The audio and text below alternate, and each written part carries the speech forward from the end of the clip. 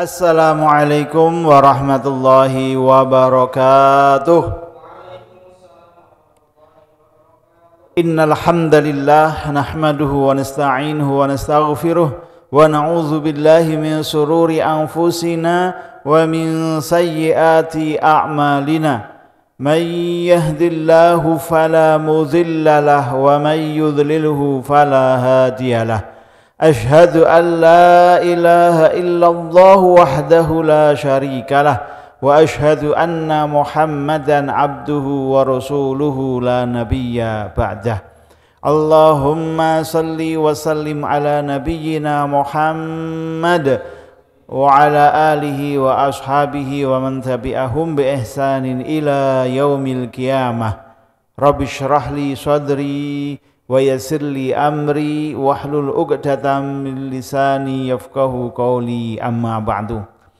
Yang kami hormati Bapak Haji Bambang selaku Direktur Utama Bank Nusamba, yang kami hormati Ibu Fitrianingsih serta seluruh teman-teman karyawan dan karyawati Bank Nusamba, baik yang ada di Mushola Amanah Mulia atau yang ada di Zoom ya, mengikuti di Zoom. Apa kabarnya sore hari ini? Alhamdulillah sehat walafiat.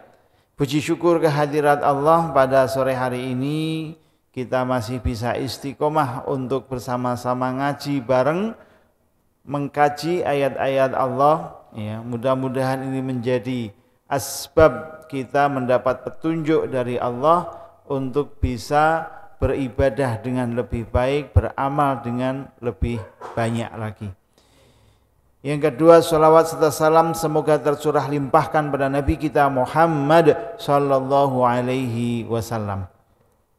Baik teman-teman semuanya, mari kita baca ayat yang akan kita pelajari ini, surat Ali Imran ayat 135. Mari kita awali dengan ta'awudz. A'udzu billahi minasy syaithanir rajim. Bismillahirrahmanirrahim. Walladzina idza fa'alu fahishatan aw zalamu anfusahum dzakarullaha fastaghfaru lidzunubihim wa man yaghfirudz dzunuba illallah wa lam yusirru ala ma fa'alu wa hum ya'lamun. Ulaika jazaohum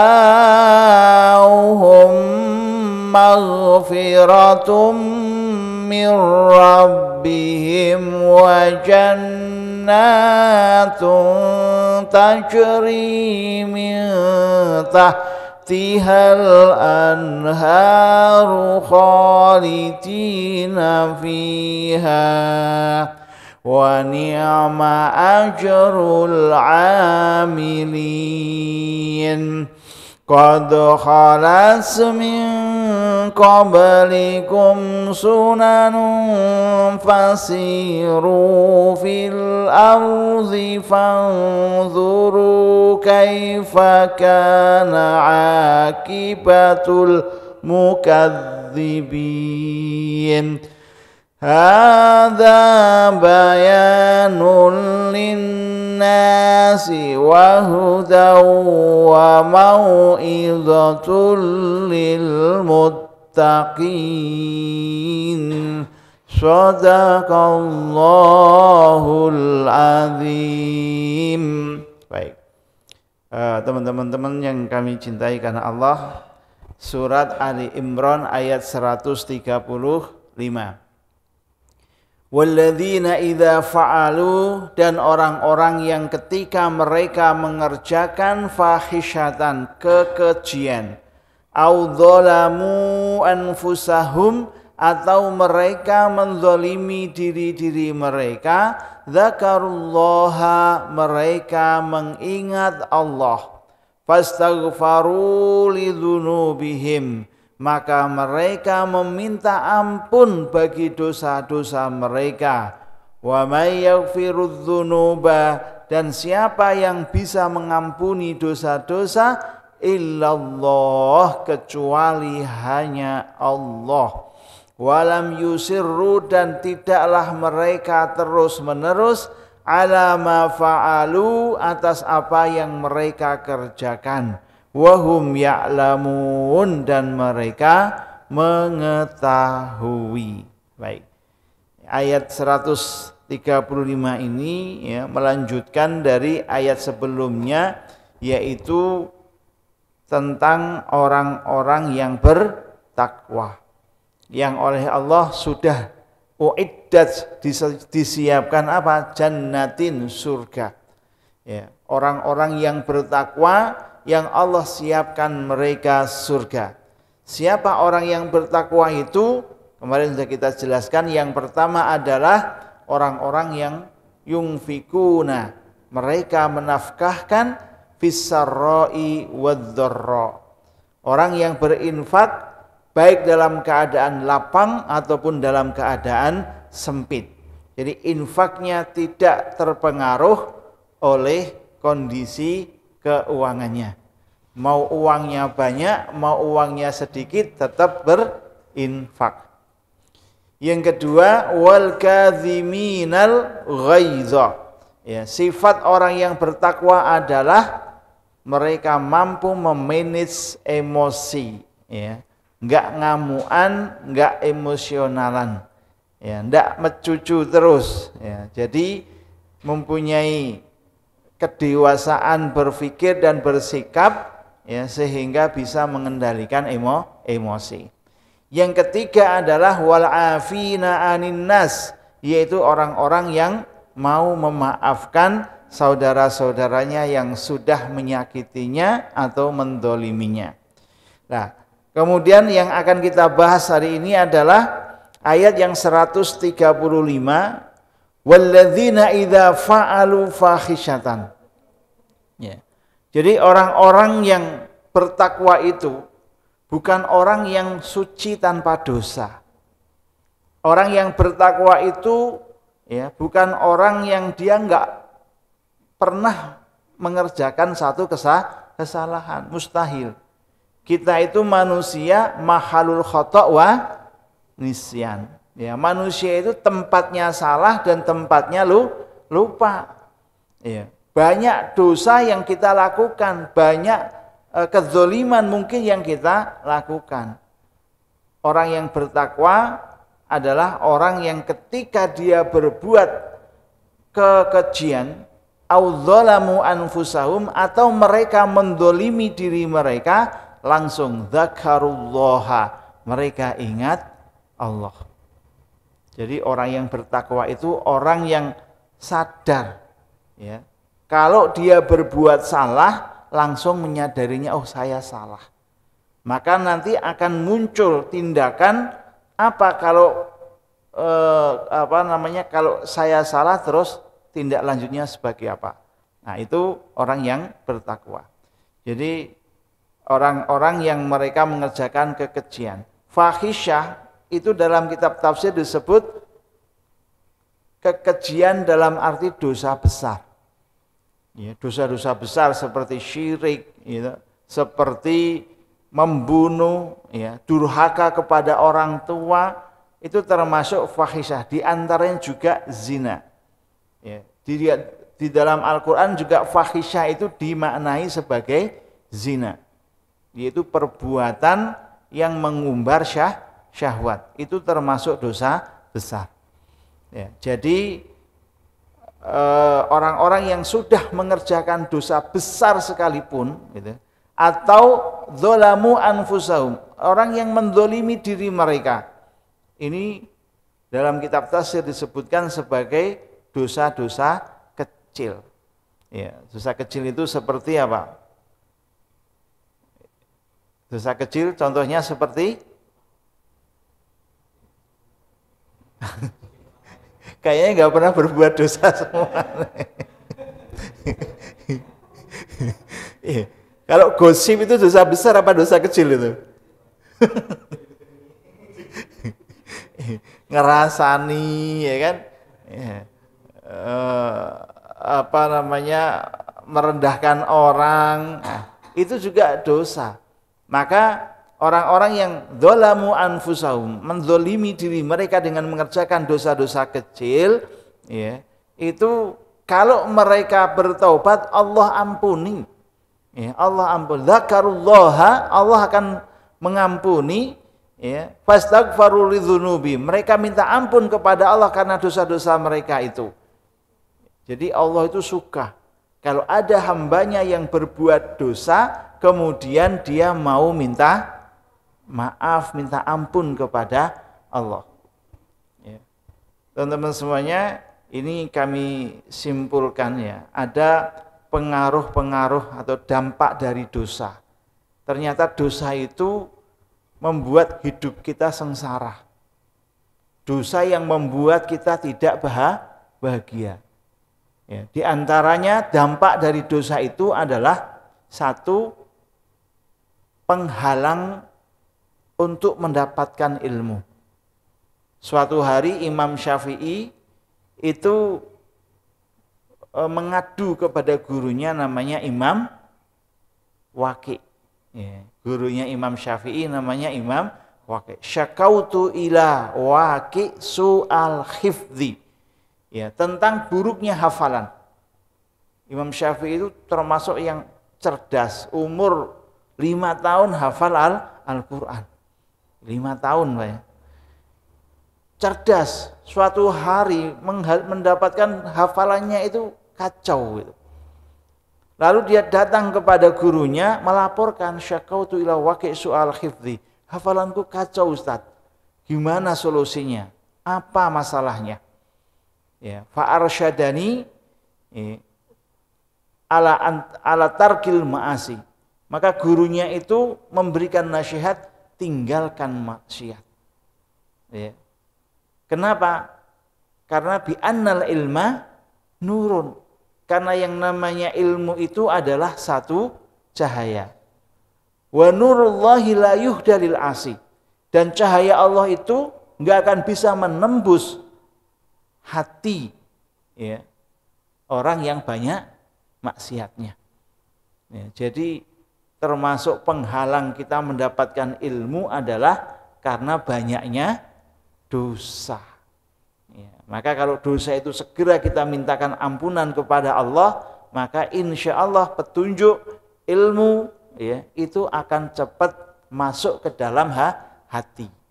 Karena setiap dosa itu satu titik di dalam hati. Ya, berbuat dosa lagi satu titik di dalam hati.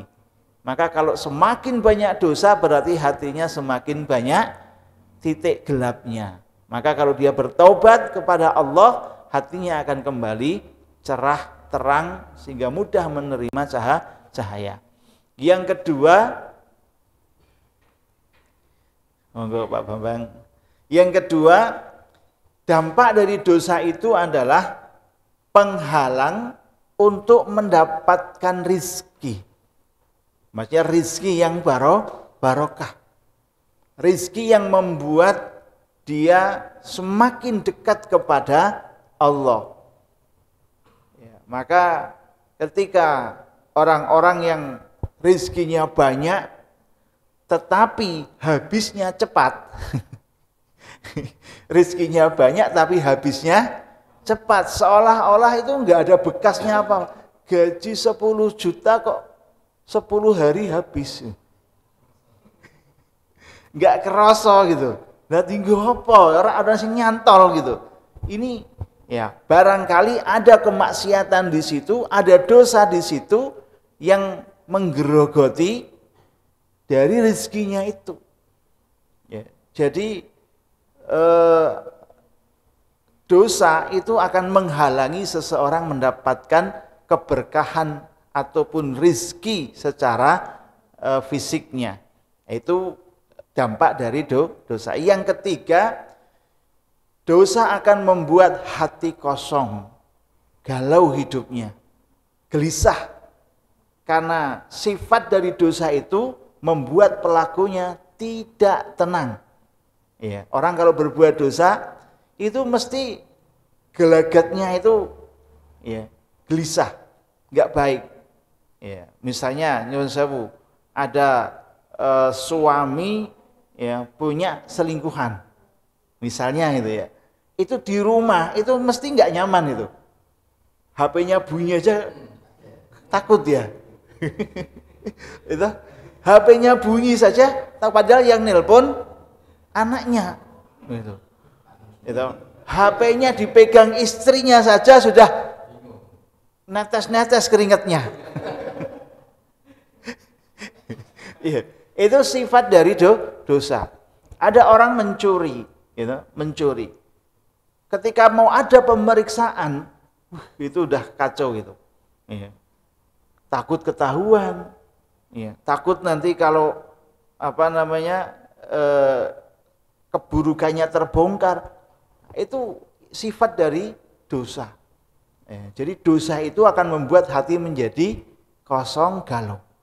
Ya, termasuk ya, dosa yang membuat hati kita menjadi lemah. Misalnya maksiat ya, maksiat mata, gitu, maksiat telinga. Loh, itu dosa enggak? Jadi di sini itu lembar-lembarannya itu juga banyak dosa. Meskipun ada manfaatnya, tapi juga banyak dosanya. Ya, maka kalau itu enggak segera minta ampun kepada Allah, itu bisa menjadi pengundang ya, pengundang nanti di berikutnya itu azab ya, baik di dunia ataupun di akhirat. Ya, jadi dosa-dosa yang sifatnya maksiat-maksiat itu juga membuat orangnya itu akhirnya nggak punya semangat, gitu. Kemudian hidupnya nggak tenang, pokoknya bikin hidup tidak bahagia. Kemudian yang keempat, ya, orang yang banyak dosa itu akan kesulitan hidupnya. Ya, orang kesulitan hidupnya, mau apa kok susah begitu, itu ada apa? Ya, mungkin ada blok yang menghalangi dia, apa? Dosa. Maka wasariu ila magfirah, bersegera minta ampun kepada Allah. Hidup kok angel banget ini, kenapa? Hidup kok nggak bisa tenang, itu kenapa? Itu harus introspeksi. Ya, langsung mendekatkan diri kepada Allah, taubatan nasuha, tubu ilallahi taubatan nasuha. Apa yang membuat Nabi Adam dulu diusir dari jannah? Gara-gara apa? Dosa. Ya, dosa. Kenapa iblis itu oleh Allah ditetapkan menjadi penghuni neraka? Karena dosa. Kenapa umatnya Nabi Nuh dihancurkan dengan air bah? Karena dosa. Kenapa umatnya Nabi Shalih itu dibinasakan dengan petir? Ya, lagi-lagi karena dosa. Ya, Fir'aun, Hamam dan seterusnya, orang-orang yang banyak dosanya itu dibinasakan oleh Allah. Maka apa enggak kita ambil pelajaran dari orang-orang yang seperti itu? Ya, jadi teman-teman semuanya, ini dampak dari dosa. Kadang enggak sekarang kita rasakan dampaknya, tapi boleh jadi 1 tahun, 2 tahun, bahkan 40 tahun yang akan datang baru, oh ini dampaknya. Ya, orang yang minum minuman keras mungkin J6 sehat seger gitu kan.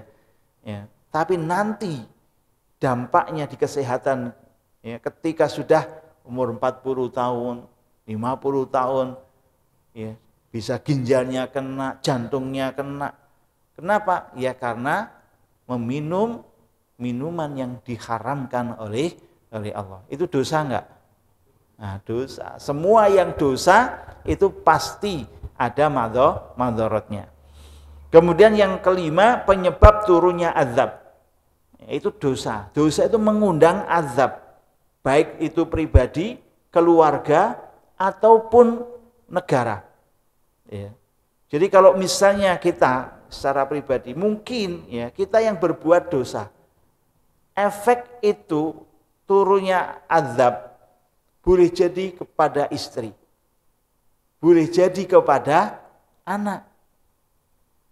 Yang berbuat dosa itu orang tuanya, tapi nanti imbasnya kepada anak, sangat-sangat mungkin itu. Ya. Jadi dahsyat ya dosa itu. Ya, kalau kemudian tidak langsung dimintakan ampunannya kepada Allah Subhanahu wa Ta'ala.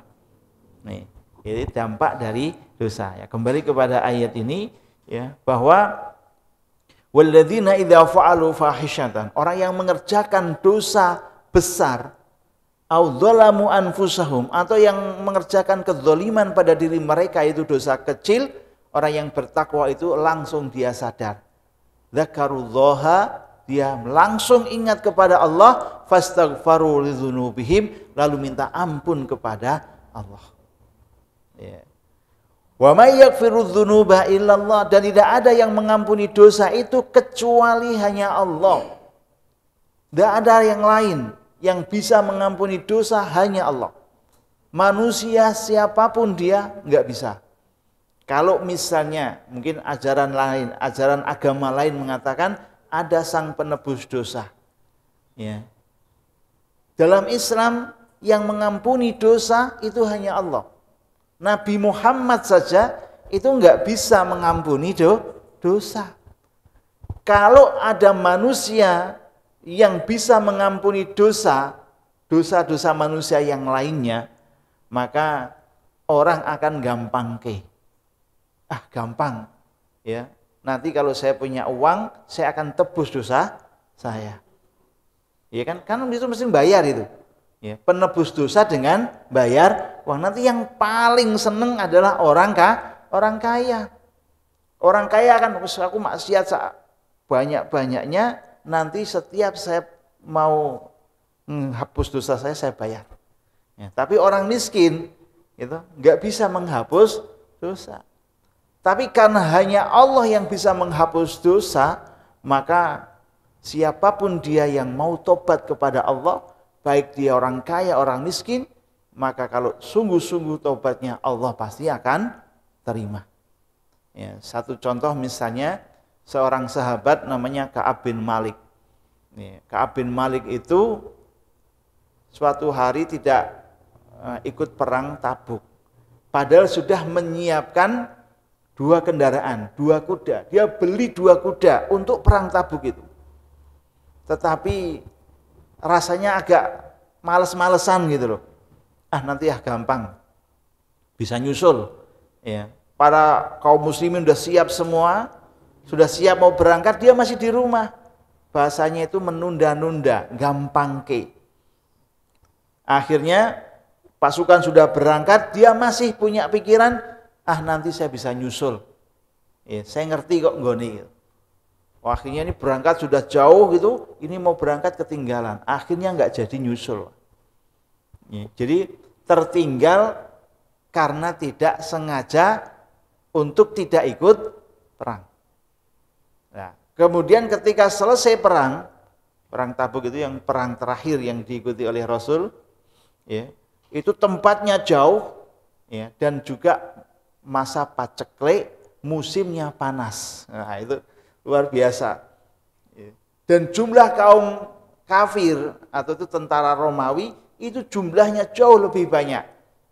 Nah, kalau enggak punya kekuatan iman, susah untuk bisa ikut perang Tabuk itu.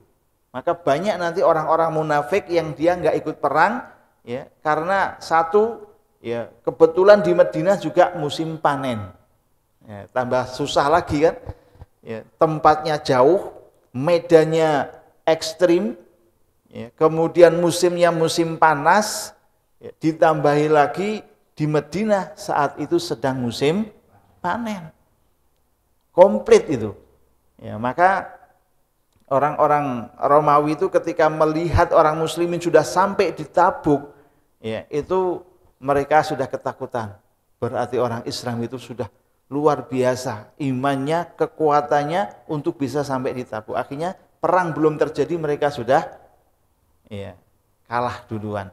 Akhirnya perang Tabuk menang orang Islam, Rasul pulang, ya, kemudian Ketika sampai di Madinah, orang sudah ngantri semua, orang-orang munafik itu untuk minta uzur, ya, beralasan kepada Rasul, kenapa kok nggak ikut perang. Salah satunya adalah Ka'ab bin Malik. Dia bingung, mau alasan apa? Nyatanya dia sudah beli kuda, sudah persiapan, bekal sudah ada, tinggal berangkat, tapi orang mangkat-mangkat gitu. Ya mungkin seperti kita lah, ketika ada azan, nguseah, itu main HP dulu misalnya kan, nguseah gitu. Ya, kemudian komat, ya, komat masih bilang nguseah, si komat tok, imamnya mocot duwowo kan ya. Ya, masih ngusek akhirnya lama gitu, wes setannya ganggu, wes rasasan wae. Nah, itu yang terjadi pada Ka'ab bin Malik. Apa yang terjadi? Akhirnya dia jujur kepada Rasul, ya. Pertaubatannya oleh Rasul biar Allah langsung yang menerima taubatnya. Akhirnya diboikot oleh Rasul dan kaum muslimin selama 50 hari. Diboikot, ya. Karena apa? Karena dia berbuat salah, nggak ikut perang. Tidak boleh kaum muslimin bicara sama Ka'ab bin Malik, nggak boleh berinteraksi, ya, nggak boleh senyum pun nggak boleh gitu. Ya, akhirnya Ka'ab bin Malik mencoba datang ke pasar, nemui orang-orang Islam. Setiap ketemu orang Islam melengos, bahkan sampai ya, mendekati Rasul, ngasih salam kepada Rasul, nggak dijawab sama Rasul. Ya. Dilihat kira-kira bibirnya Rasul itu bergerak apa enggak ya. Ternyata ya enggak bergerak. Berarti Rasul enggak menjawab salamnya Ka'ab bin Malik. Ya. Sampai dia naik pagar, tetangganya namanya Uqbah itu, ponakannya, orang yang dia cintai juga, mengucapkan salam itu juga enggak dibalas, padahal dia temannya, sahabatnya, orang yang dia cintai. Jadi bumi itu kalau dikucilkan, itu bumi serasa sempit. Itu berjalan 40 hari, tinggal 10 hari. Hukumannya ditambah lagi. Kamu enggak boleh ya, tinggal bersama istrimu. Kamu enggak boleh hubungan sama istrimu. Tambahi lagi hukumannya. Ya. Ini berat ya, untuk bisa mencapai pertobatan. Akhirnya manut apa yang disampaikan oleh Rasul, genap 50 hari, kemudian taubatnya diterima oleh Allah. Itu enggak ikut perang karena enggak sengaja, ya, itu dihukum dikucilkan selama 50 hari untuk bisa diterima taubatnya oleh Allah. Ya, jadi yakin kalau orang itu sungguh-sungguh taubatnya, Allah pasti akan terima. Cuman kita ini kadang sukanya taubat sambal, gitu, atau taubat sambalnya sambal tomat. Bertaubat terus kumat, repot. Ya, tetapi jangan khawatir, setiap kali kita taubat Allah ampuni. Besok diulangi lagi Allah ampuni. Besok berbuat salah lagi Allah ampuni, gitu. Jadi setiap kali, berulang kali kita berbuat salah, berulang kali pula kita taubat, Allah siap mengampuni. Sampai setan-setan itu nanti akan kecewa. Ini orang berbuat salah terus kok masih diampuni sama Allah itu. Kenapa? Karena Allah itu Maha Pengampun. Allah itu suka kalau ada orang yang berbuat salah kemudian bertaubat. Nah, orang yang bertakwa itu orang yang ketika berbuat salah langsung segera bertaubat kepada Allah. Ya. Kemudian apalagi walam yusirru ala ma fa'alu. Dan mereka tidak mengulangi gitu. Yang penting tidak mengulangi lagi. Apa yang sudah mereka kerjakan berhenti. Jadi orang yang bertakwa itu dia setelah berbuat salah dia berhenti. Jangan diulangi lagi. Seandainya diulangi bagaimana? Kalau dia ulangi lagi, ya taubat lagi. Ya, Allah tetap akan menerima. Tapi kalau bisa ya berhenti. Ya, misal contoh, ya, kira-kira dosa apa yang susah berhenti? Gosip misalnya, ya. Gosip itu mudah berhentinya apa sulit berhentinya? Iya, sulit. Iya, sulit. Karena apa? Karena asik, ya kan? Apa ketemu sama teman-teman itu kalau nggak gosipin orang itu gatel. Iya. Jadi rasanya kalau ada orang ngomongin orang, apalagi orang itu yang nggak suka dengan kita atau kita nggak suka sama dia kan, kayaknya temanya menarik ini gitu. Nah ini, ya kalau bisa seperti itu, ya kemudian dia berhenti, selesai.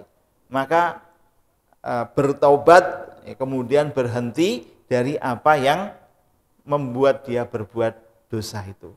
Ya, tapi yang nggak mudah untuk menghentikan sesuatu yang kadang terulang terus itu nggak mudah. Orang yang biasa kalau ada masalah minum khamr, ya, ada masalah sedikit minum khamr, itu kemudian menghentikan khamr itu berat, ya, butuh tekad yang kuat, ya, butuh komunitas yang selalu memotivasi. Kalau selama dia tetap bersama dengan komunitasnya, susah berhenti.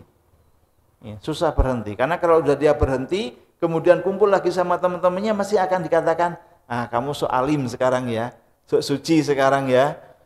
Akhirnya ya wis, nggak enak hati, pekewo, akhirnya ikut minum lagi. Ya, maka kalau mau seperti itu keluar dari komunitasnya, ya, biar tidak diajak, ya, untuk minum-minuman lagi. Ya, jadi harus ada kekuatan tekad untuk menghentikan. Ya. Kemudian wahum ya'lamun, dan mereka mengetahui, tahu kalau ini adalah dosa. Ya, tahu kalau ini adalah perbuatan yang membuat Allah murka. Ya, kemaksiatan, kedzaliman. Kalau itu kemudian dia tahu, kemudian dia taubat, sungguh-sungguh Allah pasti akan ampuni. Ya, jadi teman-teman semuanya jangan putus asa. Wala taqnatu mir rauhillah. Jangan putus asa dari dosa-dosa yang sudah kita lakukan. Jangan putus asa dari rahmat Allah. Karena Allah itu sangat sayang kepada kita. Ya. Ada orang yang mungkin sudah bergunung-gunung dosanya. Menjelang ajal dia bertobat, Allah ampuni dosanya. Pokoknya selama, kemarin kita jelaskan, malam yughar gir. Selama nyawa belum sampai mana nih? Tenggorokan. Ini kalau masih muda-muda begini ya, masih muda-muda ya. Itu ya, kesempatan taubatnya terbuka. Jangan sampai ajal mendahului taubat. Jangan sampai ajalnya mendahului taubatnya. Itu percuma. Kalau bisa taubatnya mendahului ajalnya. Ya. Misalnya kemarin itu terjadi keributan di Kanjuruhan ya. Berapa yang meninggal itu? 100 lebih 200-an itu. Ya, 200-an. Nah, itu kita kan enggak ngerti dalam kondisi apa kan begitu. Ketika ada kerusuhan seperti itu kemudian meninggal dunia, ya kalau dalam keadaan beriman. Kalau dalam keadaan dia belum sempat tobat. Ya, dalam keadaan dia meninggalkan sholat. Ya. Itu mulai jam berapa sampai jam berapa kan begitu. Ya, jadi kalau kita pada posisi melihat yang seperti itu, maka yang harus kita pikirkan pertama sebagai orang Islam adalah sholatnya piye kan gitu. Ya, ya kalau bisa di sana sholat enggak masalah kan begitu. Ya, dilihat orang enggak apa-apa, yang penting kita kewajiban sebagai hamba Allah itu jangan ditinggalkan. Sehingga kalau ada apa-apa meninggal sudah sholat. Ya. Jadi artinya sekalian jangan sampai ajal mendahului tobat. Percuma. Ya. Belum sempat tobat tapi kemudian meninggal. Ya. Itu enggak diterima oleh Allah tobatnya. Kalau bisa ya sempat tobat kemudian baru meninggal. Nah itu insya Allah diampuni oleh oleh Allah. Seperti orang yang sudah membunuh 100 orang itu. Ya, dia sudah membunuh 100 orang, ingin sungguh-sungguh taubat, maka dia keluar dari komunitasnya menuju daerah yang dia tuju untuk pertobatannya. Di tengah jalan meninggal dunia, belum sempat berbuat apa-apa. Tapi keinginan yang kuat untuk taubat menjadikan taubatnya diterima oleh Allah Subhanahu wa taala. Nah, kemudian ulaika, ya, mereka itu ya adalah orang-orang yang bertakwa dengan sifat-sifat. Satu, orang yang menginfakkan hartanya baik dalam keadaan lapang ataupun sempit. Yang kedua, orang yang menahan atau memanage emosi. Yang ketiga, orang yang memaafkan. Yang keempat tadi, orang yang langsung minta ampun kalau merasa dirinya berbuat dosa. Lah, mereka itu artinya orang-orang yang bertakwa, oleh Allah disiapkan apa? Ulaika jazaohum maghfirah. Oleh Allah disiapkan ampunan. Ampunan sudah disiapkan, ini ampunanmu. Ya, mir rabbihim, dari Tuhan mereka. Maka nanti nyekrup dengan ayat yang pertama, wasari'u ila maghfiratin. Gitu. Ayo bersegera menuju ampunan kepada Allah. Nunggu apa? Gitu. Nunggu datangnya malaikat. Ya, waktu kita itu terbatas. Hidup kita terlalu sempit. Umur kita pendek. Kalau enggak segera, nanti keduluan ajal. Jangan merasa aku jek nomok. Tobatnya engko nek wis pensiun. Padahal belum pensiun sudah meninggal. Mau apa? Ya. Jadi jangan menunggu, segera. Nah, oleh Allah dibalas mereka itu jazaohum maghfirah. Disiapkan oleh Allah balasan apa? Ampunan, Pak. Dosa kalau sudah dihapus oleh Allah, hidupnya tenang.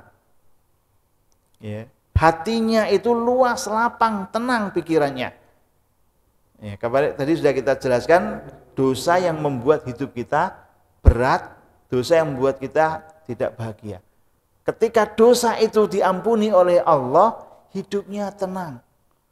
Orang mau menghujat, difitnah, itu tapi hatinya tenang. Kalau orang itu sudah bertaubat kepada Allah. Misalnya ya, ada narapidana, misalnya pencuri ya, itu di kampung itu masih diklaim sebagai pencuri, Pak. Ya, tapi sebenarnya dia sudah tobat. Ya. Ketika dia sudah tobat, klaim orang tentang kalau dia pencuri itu enggak hilang. Akhirnya kalau ketemu orang itu, orang pada hati-hati gitu. Ya. Dia lewat saja langsung motornya dikunci. Ya.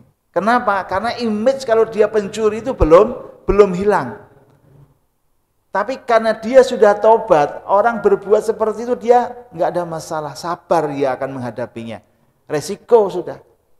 Ya, jadi dalam pandangan orang itu susah merubah image.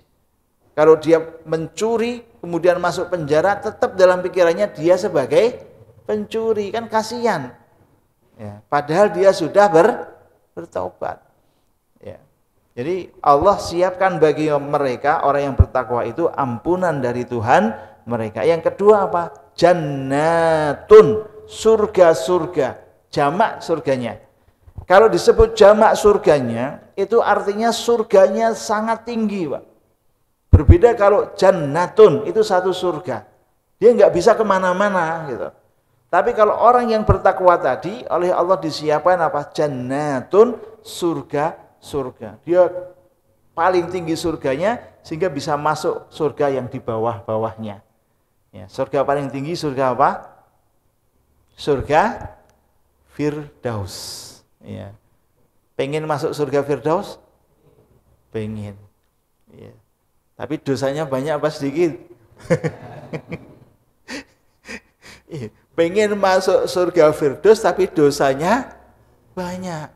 Rada angel gitu. Hitung-hitungannya rada angel gitu. Ya. Jadi ya, cita-citanya tinggi tapi realitanya enggak nyampe gitu. Ya, kalau ditanya pengen masuk surga, oh jelas pengen Pak. Surganya yang paling rendah apa yang paling tinggi? Yang paling tinggi. Ketika ditanya siapa yang dosanya sedikit, nggak ada yang ngacung Pak. Tapi ketika ditanya dosa siapa yang paling banyak, pada ngacung semua. Ya, luar biasa, dosanya banyak, surganya pengen yang paling tinggi. Ya. Baik, kemudian di surga itu digambarkan oleh Allah apa? Tajri min tahtihal anhar, ya, mengalir dari bawahnya sungai-sungai. Ya. Dalam surat Muhammad ayat 15 nih Allah gambarkan surga itu sekalian, masalul jannah, perumpamaan surga, allati wu'idal muttaqun, tadi surga yang dijanjikan untuk orang yang bertakwa, itu sungainya kan banyak tadi, sungai. Apa saja bentuk sungainya itu dirinci oleh Quran. Ya, bukan sungai yang kita lihat setiap hari itu bikin banjir itu, ya, bikin petaka. Sekarang orang mau bikin rumah di pinggir sungai itu hitung-hitungan, mau nek banjir gimana? Gitu. Padahal sungai itu ikon surga. Harusnya orang itu kalau mau mencari tempat tinggal pilih di pinggir sungai. Harusnya, ya kan? Kenapa? Karena asik, ada gemericik air, gitu. Kemudian lihat ikan yang berenang banyak sekali bisa. Harusnya begitu, gitu. Tapi karena isinya sungai itu sampah, gitu, lumpur, bikin banjir, malah rumahnya dijual coba. Ya, nggak payu rumah pinggir sungai sekarang itu. Ya, kenapa? Karena sungainya bau, gitu, sungainya tercemar. Bikin petaka. Ya, ini sungai. Nah, kalau di surga beda. Surga itu ikonnya adalah sungai, maka sungainya banyak. Apa yang pertama? Anharu min ma'in ghairi asin. Sungai yang airnya itu ya ghairu asin, tidak berubah rasanya. Ya, jadi seger ya seger terus itu. Airnya itu stabil, ya, enggak banyak, enggak surut, ya sudah segitu terus, ya, enggak akan bikin petaka. Sungainya sungai yang menyenangkan, ya. Kedua, anharun min labanin lam yataghayyar ta'muhu, sungai yang berasal dari air susu, ya. Anharun min labanin, sungai dari susu. Sini ada sungai dari susu. Ya, enggak ada. Dan air susunya itu lam yataghayyar ta'muhu, tidak akan berubah rasanya. Padahal yang namanya susu itu, ya, itu kalau pagi diperas, malam itu sudah basi. Ya, susu sapi, ya. Itu berubah, rasanya berubah. Tapi ini enggak, sungai di surga. Ya, sungai susu di surga. Yang ketiga, anharu min khamrin ladzatin, sungai tapi khamr. Jadi khamr yang banyak menjadi sungai, kalau minum tinggal ciduk. Ya. Kita nggak bisa bayangkan kan, khamrnya itu ya, seperti apa, mengalir terus tanpa henti, khaliduna fiha abada. Ya, ini tidak memabukkan, tidak bikin pusing. Itu khamr tapi berupa sungai.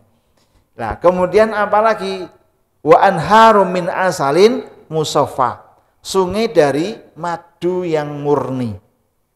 Sungai dari madu. Kita bisa bayangkan betapa nikmatnya, gitu, minum madu, gitu. Kalau kita sekarang minum madu itu kan satu gelas nek rasanya, tapi di surga minum madu itu menyenangkan. Maka di rumah itu harus ada madu. Iya. Harus ada madu, ya. Karena madu itu manis. Ya. Jadi ini sungai-sungai yang Allah janjikan, dirinci oleh Quran. Jadi Quran itu menjelaskan satu ayat, dijelaskan di ayat yang lain. Kita tahu tajri min tahtihal anhar, mengalir dari bawahnya sungai-sungai. Nah, sungai-sungai itu apa? Ternyata ada dalam penjelasan surat Muhammad ayat 15 itu, Ada sungai dari air, sungai dari susu, sungai dari khamr, sungai dari madu. Ini makanan dan minuman menjadi favorit di dunia. Ya, baik yang khamrnya atau madu gitu. Nah, ini jadi teman-teman semuanya harusnya kita sangat tertarik dengan surga sehingga berusaha bagaimana caranya untuk bisa masuk surga. Ya. Kemudian tajri min tahtihal anharu khalidina fiha, kekal abadi selama-lamanya. Wa ni'ma ajrul amilin, dan itu adalah sebaik-baiknya balasan bagi orang-orang yang mau mengerjakan. Ini balasan bagi orang yang bertakwa adalah surga. Tapi untuk menjadi orang yang bertakwa, tadi minimal 4 sifat itu harus kita miliki. Yang pertama apa? Yang pertama, alladzina yunfikuna infak. Ya, banyak infak. Yang kedua apa? Kadhiminal waidho, memanage emosi. Yang ketiga, wal afina aninas, pemaaf. Yang keempat apa? Tadi yang baru kita jelaskan, bertaubat kepada Allah segera. Jadi 4 sifat inilah yang kemudian nanti oleh Allah ya disiapkan surga karena dianggap sebagai orang yang bertakwa. Nah, itu teman-teman semuanya bahasan tentang sifat orang-orang yang bertakwa. Kenapa setiap khutbah Jumat itu diwajibkan? Itu kan wajib ya bagi khatib untuk mengingatkan jamaahnya dan dirinya sendiri untuk bertakwa. Wasiat takwa dalam khutbah Jumat itu hukumnya wajib. Kalau dia tidak mewasiatkan takwa, itu khutbahnya bisa batal. Ya. Jadi kalau nggak ada wasiat khutbah, wasiat takwa dalam khutbah, itu langsung diingatkan, makmum mengingatkan, maaf khatib belum mewasiatkan takwa. Kalau nggak ditegur, khutbahnya batal. Ini khutbahnya batal, terus Jumatannya gimana? Ini gambaran ya, betapa pentingnya wasiat takwa. Ya, untuk membuat kita mendekatkan diri kepada Allah, melaksanakan perintah Allah semaksimal mungkin, sekuat semampu kita, dan meninggalkan larangan Allah sekuat semampu kita. Nah, kalau itu sudah terjadi, kita menjadi orang yang bertakwa, maka akan dapat kenikmatan-kenikmatan dari Allah, dimudahkan urusannya, diberikan rezeki yang tidak disangka-sangka, diberikan jalan keluar dari setiap masalahnya, diberikan pembeda oleh Allah bainal haq wal batil, dan berbagai macam kemudahan-kemudahan yang lainnya, termasuk diangkat derajatnya oleh Allah ke tempat yang paling tinggi. Inna akramakum indallahi atqakum. Ya. Satu ayat lagi, qad khalas min qablikum, sungguh telah berlalu dari sebelum kalian sunanun, sunnah-sunnah ya, orang-orang yang terdahulu, maka silahkan fasiru fil ardi, berjalanlah di muka bumi ini, fangduru, maka lihatlah kaifakana, bagaimana adalah akibatul mukadzibin, akibat orang-orang yang berdusta. Ya, jadi Allah merintahkan lewat ayat yang ke-137 ini ya, peristiwa orang-orang yang terdahulu itu jadikan pelajaran. Umatnya Nabi Nuh, umatnya Nabi Saleh, ya, kemudian umat-umat yang terdahulu dihancurkan oleh Allah itu karena apa? Juga lihat orang-orang yang beriman, seperti apa kematiannya, ya, dalam kondisi tenang, dalam kondisi baik atau sengsara. Itu bisa kita jadikan pelajaran. Sungguh telah berlalu sebelum kalian sunnah-sunnah yang terjadi, dan gak akan berubah sunnah Allah itu. Orang yang berbuat baik insya Allah meninggal dalam keadaan baik. Tapi kalau ada orang yang banyak berbuat dosa, maka yakin meninggal dalam keadaan su'ul khotimah. Itu sunnah Allah. maka silahkan fasiru fil ardi, mengembaralah di muka bumi.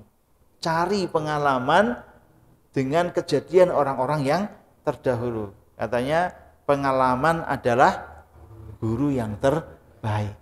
Ya. Kalau ada orang sudah terjadi kecelakaan di satu tempat, ya, kemudian kita tahu, kita melewati jalan itu mestinya harus hati-hati, gitu. Persiapan, jangan sampai terjadi kecelakaan seperti orang yang ada di situ. Maka orang yang beriman itu enggak boleh jatuh di tempat yang sama 2 kali. Ya. Enggak boleh jatuh di tempat yang sama dua kali. Sekali saja jadi pengalaman, pelajaran. Ya, syukur-syukur belum pernah terjadi, dengan kejadian orang lain dia sudah ambil pelajaran di situ. Ya, ini orang beriman yang mempunyai kesadaran untuk mengambil iktibar dari orang-orang yang terdahulu. Ya, yang namanya Fir'aun itu pemimpin yang luar biasa kejam, diktator, gitu. Sampai oleh Allah jasadnya itu diutuhkan. Fir'aun itu jasadnya sampai sekarang masih utuh, masih ada, bisa kita lihat. Ya. Padahal di dalam Quran itu sudah dikecam, dilaknat oleh Allah Subhanahu wa Ta'ala. Untuk apa? Jasadnya diutuhkan, coba. Satu-satunya jasad orang kafir, gitu, yang di dalam Quran itu disebutkan, Mas, Allah selamatkan, wa nunajjika bi badanika. Kami selamatkan kamu Fir'aun tapi badanmu, bukan rohnya ya. Rohnya itu setiap pagi dan petang lihat neraka, rohnya sengsara.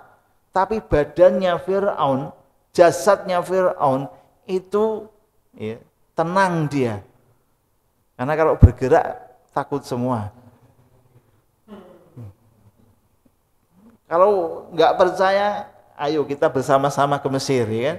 Ya, kita rekreasi sambil lihat seperti apa Fir'aun itu. Besok boleh, besok.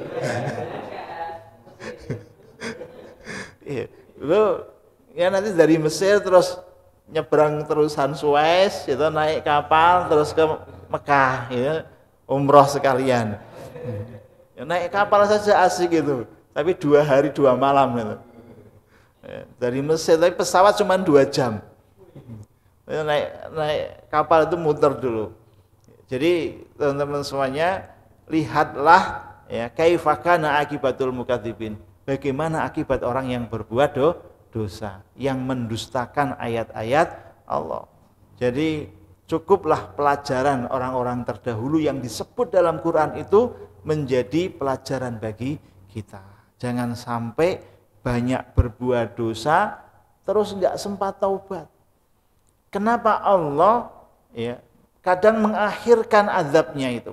Enggak langsung orang berbuat dosa langsung diazab, habis manusia. Setiap berbuat dosa diazab, setiap berbuat dosa mati. Ya repot. Ya, nanti manusia habis karena enggak mungkin manusia tanpa dosa. Nah, kenapa Allah kemudian ditangguhkan? Yang pertama, menunggu. Dikasih kesempatan, kira-kira dia mau tobat apa tidak. Ya, jadi ditangguhkan umur kita, itu dalam rangka Allah menunggu, mau tobat apa enggak. Yang kedua, ya, Allah lupakan dia akan dosa-dosanya. Jadi orang sudah banyak dosanya, kok enggak tobat-tobat? Ya, Allah lupakan dia untuk tobat. Sehingga ketika meninggal dunia dia terbelalak matanya, kemudian Allah mengazab dengan sempurna dari dosa-dosa yang sudah dilakukan. Innama numli lahum liyazdadu isma. Ya, jadi ditambahi umurnya itu biar nambah-nambahi dosa. Ini jangan sampai terjadi. Maka banyaklah berjalan, banyaklah melihat bagaimana akibat orang-orang yang terdahulu. Enggak usah jauh-jauh sekitar kita aja di Indonesia. Misalnya jalan-jalan ke Jogja, ya. Kenapa Gunung Merapi itu meletus, gitu ya. Kemudian orang-orang di situ Allah binasakan. Ya, kemudian kalau mau jauh lagi ya Aceh, tsunami. Kira-kira ada dosa enggak di sana? Nah ini juga pelajaran bagi kita. Ya. Banjir misalnya, banjir saja itu kan pelajaran. Kenapa kok banjir gitu? Ya, mungkin ditelusuri dari atas, oh ternyata rusak semua hutannya. Gunung-gunungnya dikepras semua. Jadi air hujan nggak bisa meresap langsung, ya bablas ke bawah. Nah, ini Jogja hujan sebentar aja sudah banjir. Hari ini Kendal mungkin kalau hujan deras 1 jam saja banjir, Pak. Ya, karena nggak ada drainasenya, nggak ada yang meresap, semuanya sudah dicor semua. Nggak ada air yang meresap, sudah dicor semua.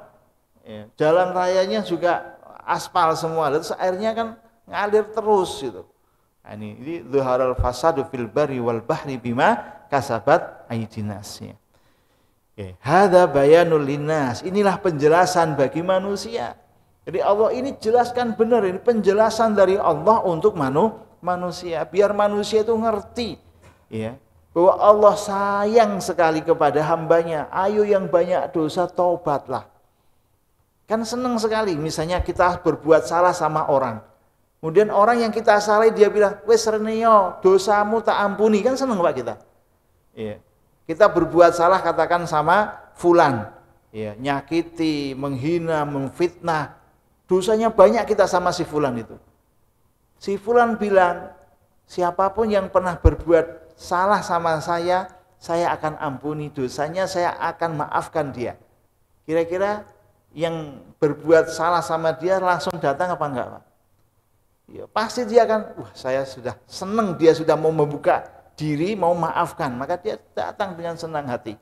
Nah ini Allah sudah membuka diri selalu, setiap saat, taubatlah kamu, biar aku bisa mengampuni. Bahkan satu hadis itu sebutkan, seandainya manusia itu enggak ada yang berbuat dosa, maka Allah akan ciptakan makhluk yang mereka berbuat dosa. Agar apa? Agar Allah mengampuni. Ya, agar Allah bisa mengampuni. Nah, jadi jangan putus asa. Ini ada penjelasan bagi manusia. Yang kedua wahudan, petunjuk yang berharga. Ya, ada pemutihan dosa. Ya, pemutihan dosa. Ya, pemutihan utang ya seneng. Pemutihan dosa akan diampuni dosa-dosanya. Ya, jadi penjelasan bagi manusia, petunjuk bagi manusia, dan yang ketiga wa mau'idhatan, pelajaran, nasihat yang baik untuk siapa? Lil muttaqin. Kembali lagi bagi orang-orang yang bertakwa. Ya. Baik sekalian, sampai ayat 138. Mudah-mudahan bermanfaat. Monggo kalau ada yang mau ditanyakan. Assalamualaikum warahmatullahi wabarakatuh. Waalaikumsalam. Tadi dijelaskan dosa menghalangi rezeki, menghalangi ilmu dan sebagainya. Kalau misalnya ada orang yang berbuat dosa, tapi apa-apanya keturutan, yo pinter lah. Sekarang banyak itu orang pinter itu yang banyak berdebat, pinter-pinter itu. Itu kan kita bisa nonton kan Tat. Dan mereka bukan orang miskin Tat, itu orang kaya-kaya tapi tetap masih kurang juga kan, itu malah kadang ketangkep-tangkep gitu. Lah ini ada yang begitu tapi kekayaannya kayaknya bukannya berkurang terus bertambah, terus kayaknya tambah pinter, kalau ngomong tambah panjang dan kali lebar gitu Tat. Kira-kira gimana Tat? Iya. Baik. Ilmu itu cahaya yang bisa memberikan petunjuk. Artinya ilmu itu akan membawa dia kepada kebaikan. Ya, nah ketika ilmu itu membawa dan membuat dia menjadi lebih buruk, ya, mendapatkan madharat dan banyak menimbulkan dosa, maka ilmunya itu bumerang baginya. Ya, dia mendapat ilmu tapi enggak bermanfaat. Padahal ilmu itu adalah cahaya. Ya, berarti ilmu yang dia peroleh bukan ilmu yang disyariatkan oleh Allah, karena ilmu yang disyariatkan itu ilmu yang memberikan manfaat. Ya, dia dapat ilmu, pinter, tapi nggak bisa itu memberikan manfaat untuk dirinya. Maka doa kita adalah ya, wa na'udzubillahi min ilmin la yanfa. Ya, minta kepada Allah, ya Allah lindungilah kami untuk mendapatkan ilmu yang tidak bisa memberikan manfaat. Ya. Jadi apakah itu ilmu? Ya mungkin ilmu menurut dia, tapi bagi Allah itu bukan ilmu yang dikehendaki. Karena kepintarannya untuk minteri orang lain, untuk bodohi orang, wah kok dia pinter ya? Ya, dia pinter, tapi kan justru dengan kepintarannya itu membuat dia tersesat. Kaya juga begitu. Ya, jadi dosanya itu menghalangi dia untuk mendapatkan keberkahan dari ilmunya itu. Ya, kemudian kaya juga gitu, wah, dia tambah dengan ilmunya dia tambah kaya, komplit, pinter, kaya, tapi komplit juga kejahatannya. Gitu. Ya, dengan kekayaannya dia bisa beli kebenaran itu, ya, sehingga dia menjadi orang yang merajai dalam perbuatan dosa. Itu dosanya juga banyak. Jadi itu semua nggak ada manfaatnya di hadapan Allah. Ya, jadi bukan ilmu itu yang dikehendaki, bukan kekayaan seperti itu yang Allah kehendaki. Ya, tapi yang dikehendaki adalah ilmu yang bisa mendatangkan manfaat. Ya, orang seperti itu ilmunya mudah hilang gitu. Ya, suatu saat itu dia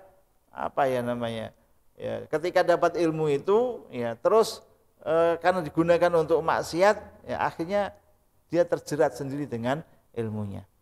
Ya, jadi bukan penghalang kemudian dia dedel semua gitu. Ya, jadi dosa itu menyesatkan dia, menghalangi dia untuk mendapatkan ilmu yang bermanfaat. Dosa menghalangi dia untuk mendapatkan rizki yang barokah gitu. Itu ya. Mungkin ada yang lain? Silakan. Ada pertanyaan lagi?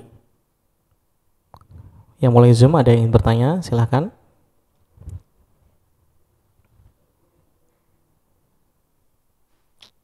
Sekali lagi, monggo silakan, ada yang ingin bertanya. Sepertinya cukup. Oke, monggo Bapak. Menambahi kaitan ilmu tadi, banyak juga orang yang memakai hadis, kadang pakai Quran, tapi dengan dasar-dasar itu bisa menyalahkan orang lain, seolah-olah orang lain yang neraka gitu, yang dirinya yang masuk surga. Nah ini padahal dasarnya jelas, itu bagaimana? Iya, baik. Jadi ilmu apa saja itu tergantung tujuannya. Ya, kalau tujuannya adalah untuk kebaikan, untuk mencari keberkahan, maka dia akan ya memfungsikan ilmunya, dalilnya itu lurus. Gitu. Satu dalil itu bisa digunakan untuk yang haram ataupun yang halal, tergantung dia menafsirinya, kemudian tujuannya. Ya, kemudian tingkat keilmuannya itu sangat mempengaruhi. Contoh misalnya, hukum tentang masalah rokok, haram apa halal? Ayo, iya. Itu, tapi nggak ada yang bilang sunnah ya. Rokok itu sunnah itu. Ya. Paling makro, maksimal haram kan gitu. Jadi kenapa kok ada perbedaan-perbedaan seperti itu? Ya karena mungkin punya tujuan. Ya, karena dia perokok. Ya, kalau dia perokok nggak mungkin mengatakan rokok haram kan? Yang nggak perokok dia terganggu. Ya, kemudian dia gali dari kesehatan juga. Wah ini rokok berbahaya, daripada kemudian banyak yang sakit. Ya, kemudian dia memutuskan rokok itu haram. Ini semua kan ijtihad. Ya, karena pada zaman Rasul rokok itu dulu belum ada. Lah tingkat pemahaman dan kepentingan itulah yang kemudian menjadikan orang itu kadang susah untuk jujur di dalam pengetahuannya. Maka dia sesuai dengan misinya. Wah, ini kamu nggak boleh ngerokok, haram hukumnya. Kenapa? Karena membahayakan. Tapi yang perokok, ya enggak, wong saya ngerokok ya sehat-sehat saja kok. Iya kan? Saya ngerokok sehat, yang enggak ngerokok malah mati. Yang benar yang mana coba? Nah, ini jadi susah untuk bisa menemukan itu. Maka selama itu tidak masalah akidah, ya selama itu masalah fikih tapi yang furu'iyah, ya monggo itu perbedaan. 4 mazhab itu aja berbeda-beda pendapatnya. Ya, tentang masalah bacaan sholat juga berbeda-beda. Maka ada imam-imam madhab yang itu menjadi panutan bagi orang-orang yang masih awam. Ya, untuk mengetahui saya harus mengikuti yang mana. Nah, kalau kita mau lebih detail ya gali hadis-hadisnya, dalil-dalilnya, ikuti yang paling kuat. Maka ditarjih namanya. Ya, saya kira itu ya. Jadi masing-masing orang itu subjektif ya. Subjektif. Jadi kita harus bisa melihat kira-kira tujuannya apa nih orang ini kan gitu. Nah, saya kira itu. Monggo, ada yang tanya lagi atau cukup? Cukup ya. Nggih. Baik, kita tutup dengan doa. Mari kita berdoa kepada Allah Subhanahu wa taala agar kita selalu diberikan oleh Allah kekuatan untuk menambah keimanan dan ketakwaan kita kepada Allah Subhanahu wa taala. Ibtighu'an limardhatillahi al-Fatihah.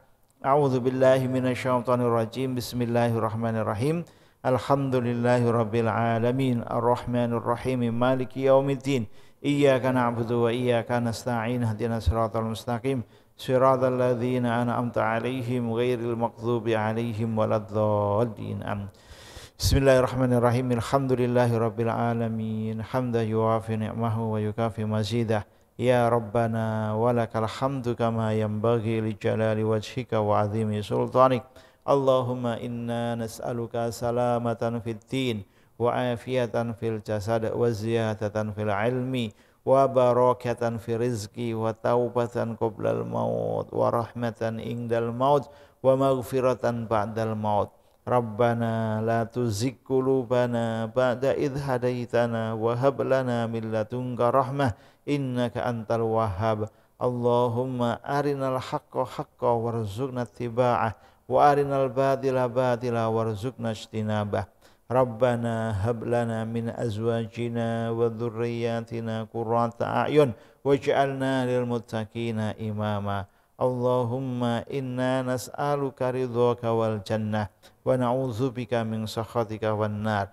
Allahumma inna nas'aluka ilman nafi'a wa rizqan wasi'a wa shifaan min kulli da'in wa saqamin bi rahmatika ya arhamar rahimin. Rabbana la tada' lana fi maqamina hadza dhanban illa ghafartah wa la hamman illa farajtah wa la daynan illa qadaitah wal maridha illa syafaitah wal mayyita illa rahimtah wa la hajatan min hawaijid dunya wal akhirah illa qadaitaha ya arhamar rahimin. Allahumma sahhil umurana wa umura walidaina wa umura jami'il muslimin ma damatis samawati wal ard. Rabbana dhalamna anfusana wa illam taghfir lana wa tarhamna lanakunanna minal khasirin.